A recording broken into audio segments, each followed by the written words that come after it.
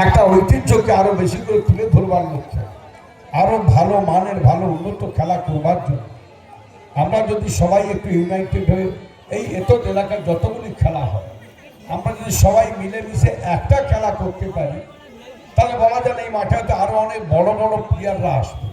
আমি এই প্লেয়ারদের কারো খাটো করছি না, কারণ এই প্লেয়াররাই আগামীর ভবিষ্যৎ, এই প্লেয়াররাই আগামীর সম্ভাবনা।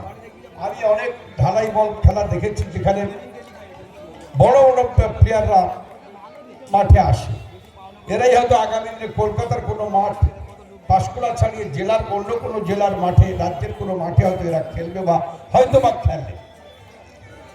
কিন্তু এটা একসঙ্গে একটা হলে কি হয়, আমাদের কত সুবিধা হয়, তাতে আরো বেশি দর্শক।